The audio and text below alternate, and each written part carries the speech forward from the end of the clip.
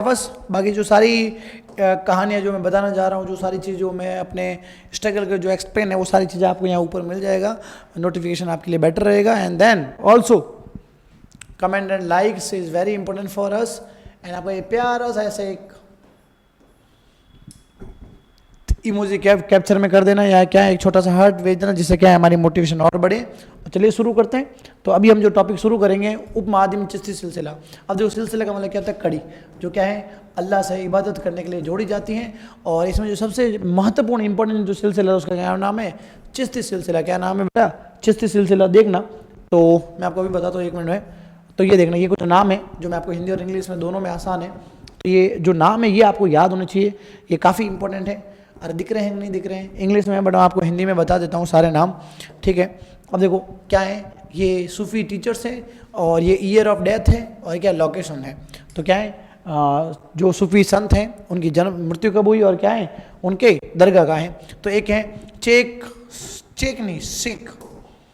शेख मोइनुद्दीन चिश्ती, इसमें ख्वाजा गौरी नवाज है, ख्वाजा मोइनुद्दीन चिश्ती हैं, सारे नाम इनने।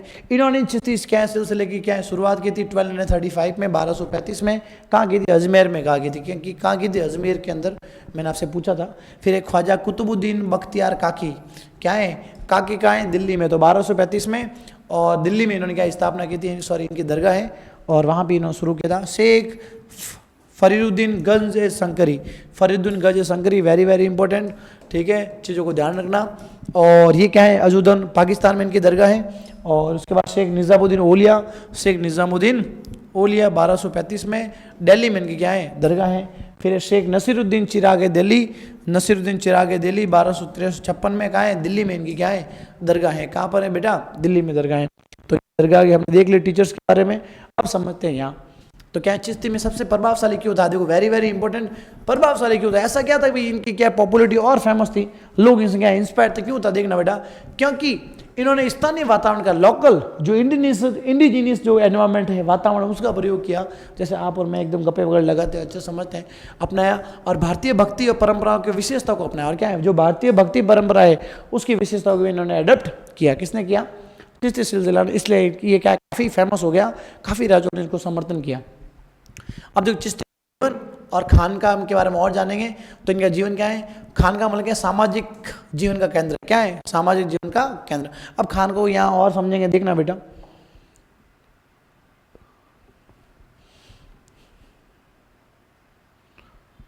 ठीक है, देखना।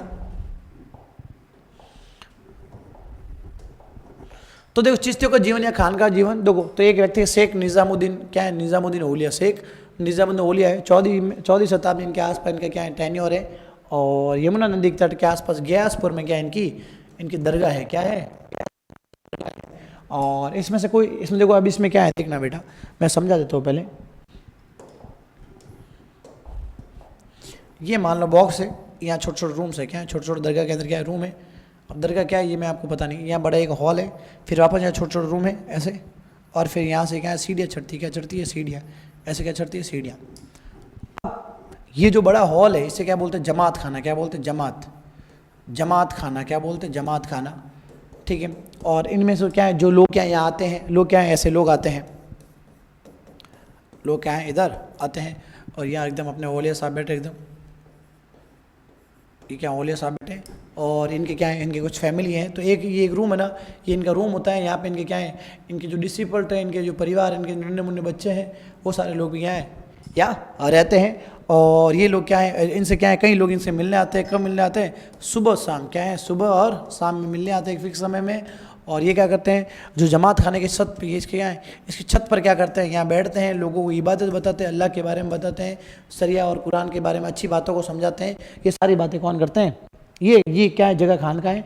और इसके चारों क्या है, बहुत बड़ा बरामदा है, ऐसे बरामदा है, और इसके चारों क्या है, बहुत बड़ी दीवार भी है, क्या है। जब भारत पे मंगोल ने आक्रमण किया था, किसने, इसमें दिल्ली पे मंगोलों ने आक्रमण किया था, तो कई लोग शरणार्थी के रूप में क्या यहाँ बचे थे, और इनकी सुरक्षा भी हुई थी।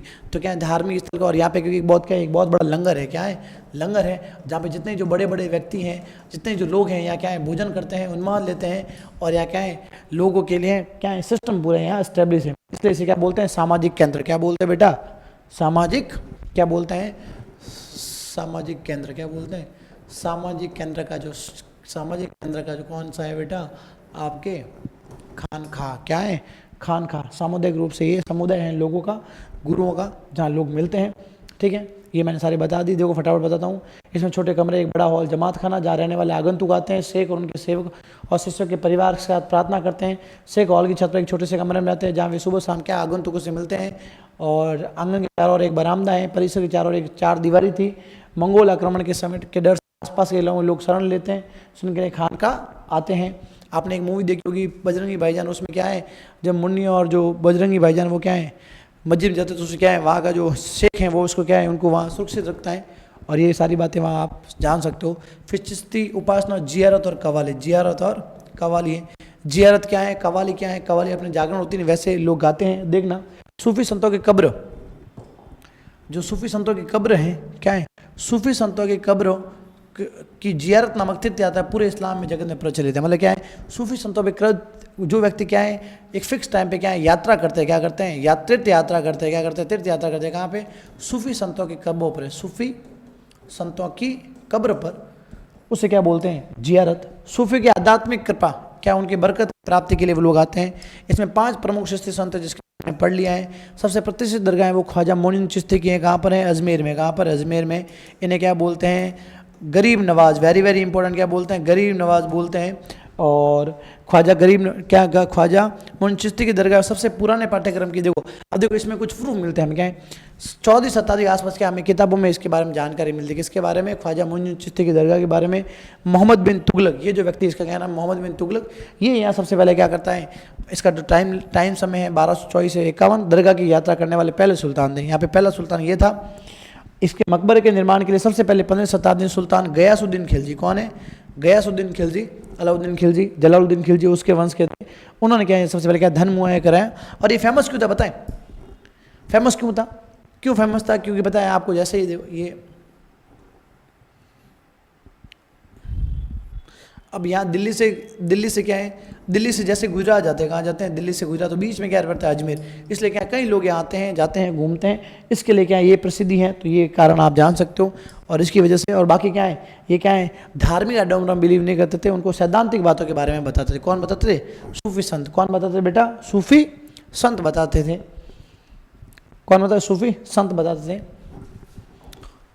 ये सारे हमने पढ़ लिए हैं। ये मस्जिद के बारे में मैंने आपको बता दिया है। और उसके बाद क्या है, अजमेर में आने वाले तीर्थयात्री उत्साहपूर्ण हस्ताक्षर से क्या उन्होंने प्रेरित किया। अकबर यहाँ पे आया था, कितनी बार आया, 14 बार। कितनी बार आया था अकबर यहाँ, कितनी बार आया, 14 बार आया। और आशीर्वाद, विजय और नई मन्नतें पूरी करने के लिए। और 1500 में उन्होंने क्या धर्म तीर्थयात्रियों के खाना पकाने की सुविधा दी। क्या विशाल देग दी, क्या दी, बड़ी देग दी। और उन्होंने दीघा के परिसर में क्या है, मतलब दरगाह के परिसर में क्या एक मस्जिद भी बनवाई। किसने बनाई थी, अकबर ने। तो ये ध्यान रखना दोनों चीज़ें, ठीक है। उसके बाद जियारत क्या है, ये तो हमने क्या है, अब ये तो सारी, अब देखो जियारत यहाँ से समझेंगे। जियारत का मतलब संगीत और नृत्य का प्रयोग, मतलब एकदम संगीत और गीत में लीन हो जाना। और क्या है, जैसे एक बजरंगी भाईजान का, जैसे एक जोधा अकबर मूवी का एक गाना है, ख्वाजा मेरे ख्वाजा, ऐसा एक गाना है जिसमें क्या है लोग लीन हो जाते हैं। और इसमें क्या है सारे जो सूफी संत हैं वो ऐसे डांस करते हुए देखते हैं, जिसमें विशेष रूप से प्रसिद्ध संगीतकार क्या है कवालों द्वारा दिव्य दिवास का प्रयोग करते हैं। एकदम संगीतकार जो कवाली है शायरी के रूप में क्या है गाते हैं, उन्माद भरते हैं लोगों में। और रहस्य में मंत्रोच्चार शामिल है, इसमें क्या है बार बार अल्लाह का नाम लेते हैं। सूफी ईश्वर को पता, इसमें सूफी ईश्वर को क्या है पता है, जिक्र मतलब बार बार नाम लेने से, पढ़कर या समा का मतलब क्या है ऑडियंस के एकदम श्रवण, या लोगों को सुन जाना, लीन हो जाना, प्रदर्शन के माध्यम से उनकी उपस्थिति का आह्वान करते, क्या करते हैं, याद करवाते हैं। समा ईसाई धर्म का अभिनंग क्या है, इस्लाम धर्म का क्या है अभिनंग था। और स्वदेशी भक्ति परंपरा के साथ अत्यंत क्रिया का उदाहरण है। इसका क्या है, इसके साथ क्या है, इसका रिलेशन क्या है, स्थानीय लोकल इंडिजिनियस एक्टिविटी से जुड़ा है। क्यों था, देखो चिश्तिया में सिर्फ समा की स्थायी भाषा को नहीं अपनाया उसने, उसकी क्या स्थायी भाषा के अलावा क्या और भी चीज़ों को अपनाया। जैसे एक देखना, जैसे दिल्ली अगर चिश्ती सिलसिला के बारे में समझें, क्या है दिल्ली अगर चिश्ती सिलसिला के बारे में समझे तो यहाँ कई अलग अलग चीज़ें देखी जाती हैं। जैसे बाबा फरीद या सूफी लोगों ने क्या स्थानीय भाषाओं को क्या है पद रचे, क्या है स्थानीय भाषाओं का पद रचे।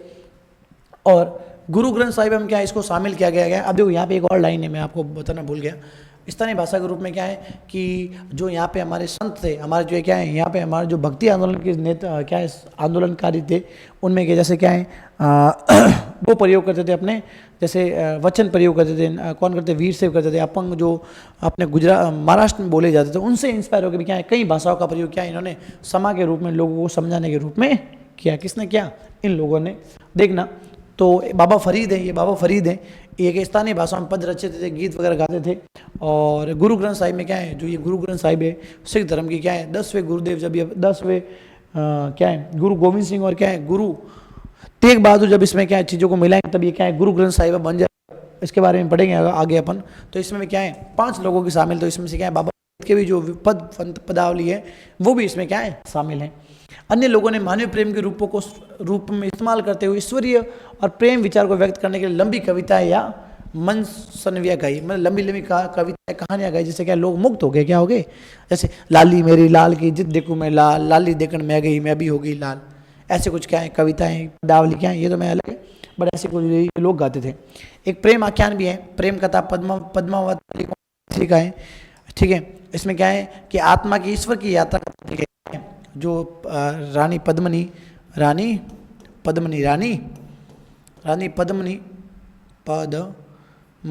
और क्या है इसका जो प्रेम प्रसंग किसके साथ है, वो किसके साथ है आपके राणा रतन सिंह। इसके बारे में आपने जाना होगा, कई बार सुना होगा। तो ये क्या है Malik Muhammad Jayasi, very very important. Malik Muhammad Jayasi के जो ग्रंथ है वो क्या है पद्मावत। ऐसी काव्य रचनाएं अक्सर धर्मशाला में आमतौर पर समा के दौरान सुनाई जाती थी। ऐसे क्या है कहानियों को ईश्वर के बारे में क्या है ईश्वर को एक रूपक के रूप में सुनाया जाता था। जैसे अन्य कवि जैसे बीजापुर कर्नाटक में दक्षिणी और उर्दू का भाषा का प्रयोग करते थे। कई लोग क्या है घर में जो महिलाएं हैं सामान बना काम करते हुए क्या पीछते हुए भी गाते थे। जैसे लोरी नुमा है, शादी नुमा है, चरका नामा है, चरके की धुन के ऊपर भी क्या लोग गाते थे। बाकी नीचे वाला लाइन मैंने बता दी। ये संभव है कि छत्र में सूफी लिंगायत के कन्नड़ वचनों पंढरपुर के संतों के अपंग परंपरा से भी अपंग क्या है प्रभावित थे, जो क्या उन्हें मदद करते हैं चीज़ों को क्या है और प्रभावित करने के लिए। अरे हाँ ना, अब सूफी और राज्य ये हमारा लास्ट टॉपिक है। उसके बाद क्या है हम सीधा स्टार्ट करेंगे, छोटा रहेगा, एक वीडियो और रहेगा और चैप्टर स्वाहा कंप्लीट, ठीक है। तो अब बस थोड़ी हिम्मत और रखना और चैप्टर हो जाएगा कंप्लीट।